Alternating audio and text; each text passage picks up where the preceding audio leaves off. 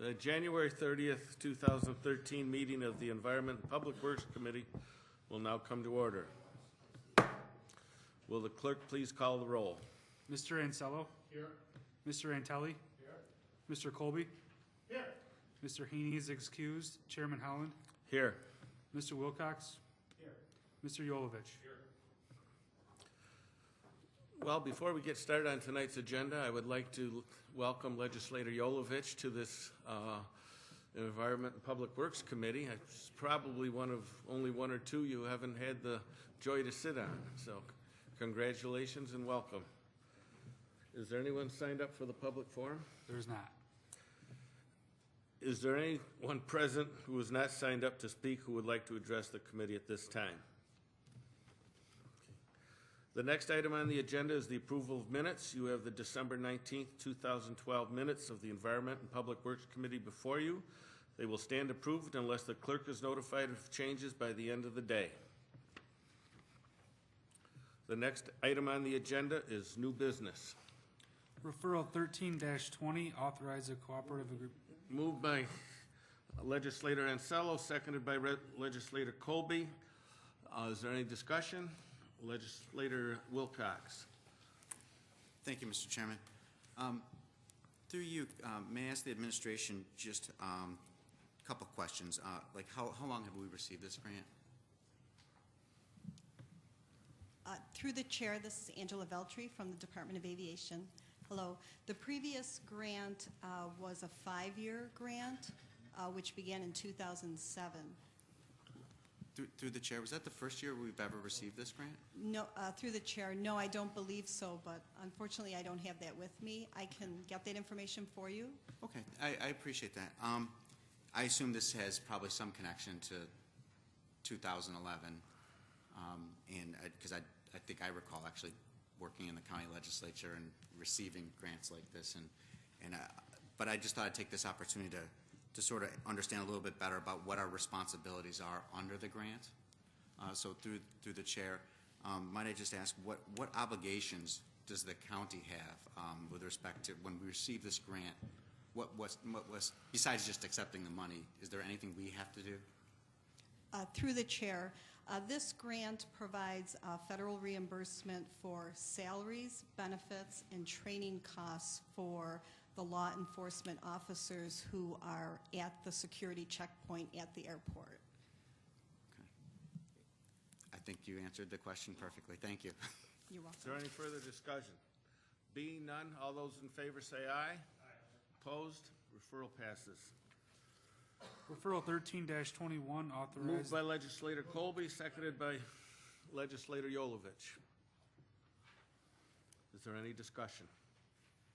There being none, we'll proceed to vote. All those in favor say aye. Aye. Opposed? Referral passes. Referral 13-22, amend. Moved by Legislator Yolovich, seconded by Legislator Antelli. Is there any discussion? Legislator Wilcox. Thank you, Mr. Chairman. I apologize. It's just curiosity. I can't help myself here. I read the referral here, and it looks like a great program, and I just thought I'd ask a couple questions regarding the grant itself. Do you know if anyone else applied for this grant? Was Monroe County, did Monroe County apply, or was it RIT? Through the chair, Justin Roy with Environmental Services. The grant was applied for by the county with RIT identified as our sub-grantee for the Climate Showcase Program through the EPA. It was a highly competitive selection process. Only 8% of the applications to the EPA were approved, and Monroe County and RIT were fortunate enough to be selected. That's fantastic. Through the chair, did anyone else locally apply that you're aware of? Through the chair, I'm not aware of any other applicants. Okay. Well, congratulations for winning. Any further discussion? All those in favor signify by saying aye. Opposed? Referral passes. Referral 13-23, acceptance of a grant from the New York State. Moved by Legislator Antelli, seconded by Legislator Ansello. Is there any discussion? There being none, all those in favor say aye. Opposed? Referral passes. Referral 13-24, increase. Moved by Legislator Ansello, seconded by Legislator Colby. Is there any discussion? Legislator Wilcox. Thank you, Mr. Chairman. There are several referrals that look very similar to this one, where we seem to be accepting or at least trying to appropriate additional funds that were not in the Bond Resolution 103 of 2012. I guess I'll ask specifically this one. My question, I guess, could apply to all these.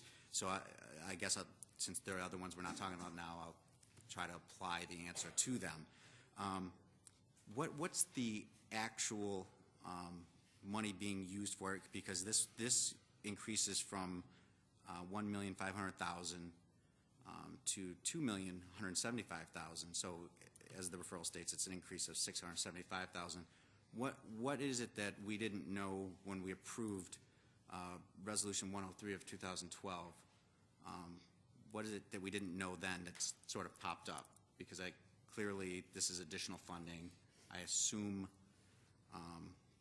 that this was maybe not anticipated at the time that we approved Resolution 103. So if somebody could just sort of tell me what this money, through the chair, what this money is being used for specifically?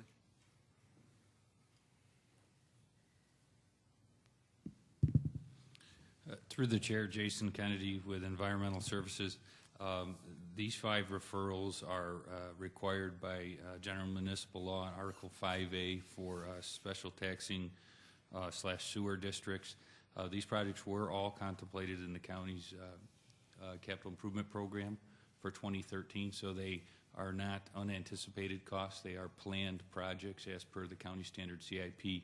However, because of their special nature and the requirements of Article 5A, they are brought to the administrative board and the legislative body independently annually at the first of the year, and then we simply add them as new projects and or amend existing funds from existing projects.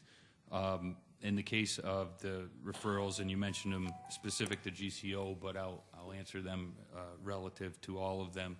The one quote-unquote new project is the $900,000 request for the Sea-Soap pedestrian bridge. The other 4 are requests to amend existing funds because the projects are more general in nature. Still anticipated, but maybe not for a discrete pump station or a discrete process at the treatment plant, but more or less a generalized project for the collection and treatment plant systems at large. So in the case of the GCO Sewer District, we have anticipated another $675,000 of capitalized costs for various generalized projects throughout the sewer collection system. So we simply amend the existing general cap fund, and as from time to time, we'll create brand new funds as finance and law recommend, depending on the expiration of the bond term, et cetera. Thank you for your answer, Mr. Kennedy. Unfortunately, and I understand that maybe you don't have the specific uses at your fingertips, but I assume when you ask for $675,000 additional, that you sort of have a pretty good idea specifically what they'll be used for. I don't think you just make that number up. Could you just kind of give me a rough idea of what you sort of, when you looked at this and said, wow, we're going to need another $675,000? Through the chair, certainly we have what we call a 5-year plan list of projects that are capitalized expenditures outside of our standard operating budget. And while I don't have the list for GCO here, we do it annually. So for 2013, types of projects, again, just recalling top of my head, include general capitalized costs for various pump stations. We have over 30 pump stations in the GCO Sewer District collection system. There's no treatment plant, obviously. So while from time to time you'll see specific capital pump station requests for GCO, this general fund is used for the collection system at large. Again, capitalized replacement costs of sewer mains, force mains, capitalized equipment, and capitalized replacement repair costs at the 30 some odd pump stations. And again, we have a very discrete specific list that certainly we could make available. I just don't have it at my fingertips. Okay, you just answered the question. You actually do have a list, so I appreciate that. Thank you very much. Legislator Colby. Seeing this referral and the other referrals, you have a line in there that says, like this one, it says potential future charges to the average taxpayer of $1.70 in the capital fund. Now, if I understand that right, that's based on calculations that you're not retiring debt, and you can't calculate that in because the Attorney General doesn't allow you to, or the Controller does not allow you to, but in actuality, you're probably going to keep the debt load payments by the user fees flat or within what the county ledge already approved. Is that not correct? Through the chair, that is correct. Thank you. Any further discussion? There being none, all those in favor say aye. Opposed? Referral passes. Referral 13-26. Moved by Legislator Colby, seconded by Legislator Yolovich. Is there any discussion? There being none, all those in favor say aye. Opposed? Referral passes. Referral 13-28, increase and improvement. Moved by Legislator Yolovich, seconded by Legislator Antelli. Is there any discussion? There being none, all those in favor signify by saying aye. Opposed? Referral passes.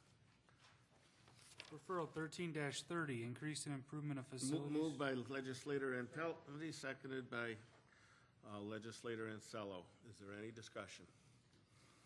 There being none, all those in favor signify by saying aye. Opposed? Referral passes. Referral 13-32, increase and improvement. Moved by Legislator Ansello, seconded by Legislator Colby. Is there any discussion? There being none, all those in favor signify by saying aye. Opposed? The referral passes. Referral 13-36, authorize a Moved by contract. Legislator Colby, seconded by Legislator Yolovich. Is there any discussion? There being none, all those in favor signify by saying aye. Opposed? The referral passes.